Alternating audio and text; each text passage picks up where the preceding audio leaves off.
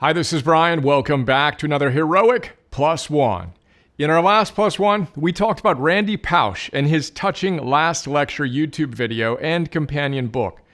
I challenged you to consider what you would want to share with your kids if you only had weeks to live. Then I issued a much bigger challenge, as I asked you if you were living in integrity with that wisdom now, because, of course, our kids don't listen to what we say as much as they model who we are and what we do. As you know, if you are blessed to be a parent, that is one of the most sobering facts of parenting. Now today, I want to chat more about the wisdom from Randy's last lecture. First, as I say in the notes, I've got to say that Randy reminds me of a blend of NASA astronaut Chris Hadfield.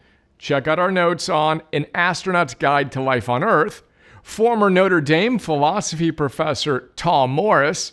Check out our notes on True Success, The Stoic Art of Living, Plato's Lemonade Stand, and more. Stanford professor of engineering Bernard Roth. Check out our notes on The Achievement Habit. And Mr. Rogers. Check out our notes on The World According to Mr. Rogers, Many Ways to Say I Love You and You Are Special.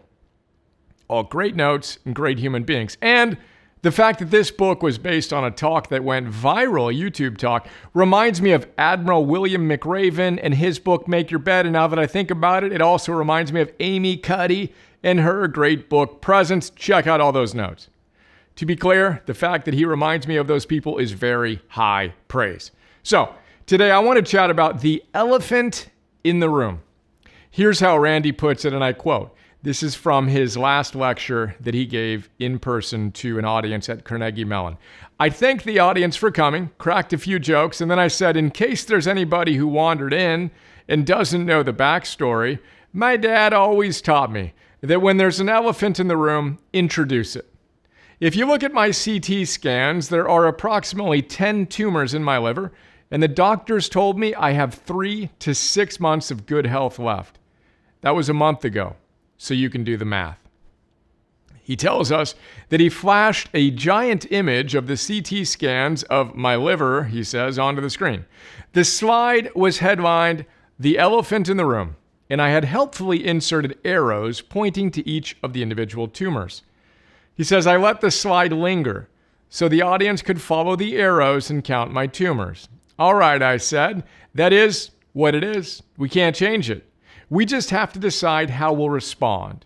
We cannot change the cards we are dealt, just how we play the hand, end quote. Now, Randy says he won the parent lottery.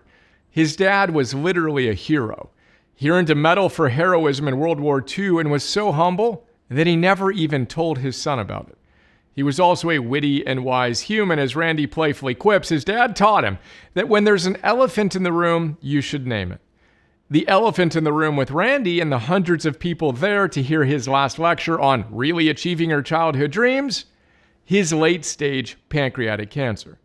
So he threw up that slide of his CT scan with helpful arrows pointing to each of his 10 tumors as he let them all know he had months to live.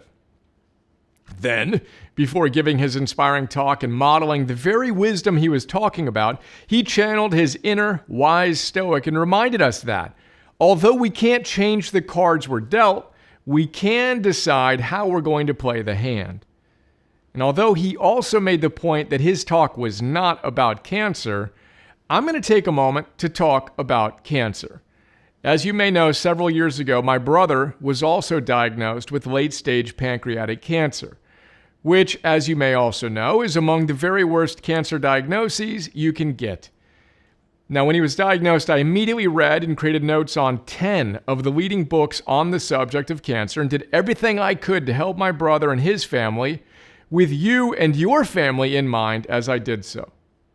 I also created 2 classes on the subject, Conquering Cancer 101 and Conquering Cancer 102, all of which is linked in this plus one.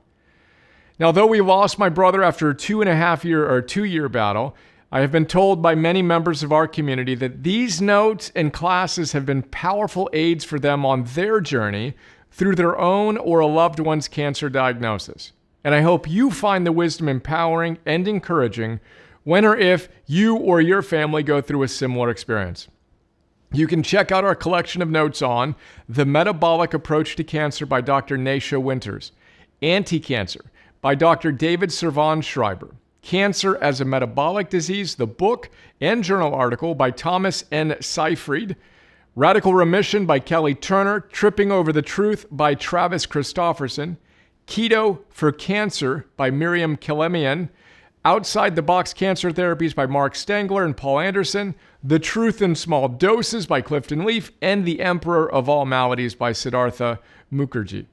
And that's today's plus one. Again, all those notes are linked in this plus one. Generally speaking, let's make sure we have the courage to name whatever elephant may be in the room. Ignoring reality is never a good strategy if we want to optimize it. And if you or someone you love is going through a battle with cancer, I'm sending all of my love day one. Memento mori. Let's go, hero.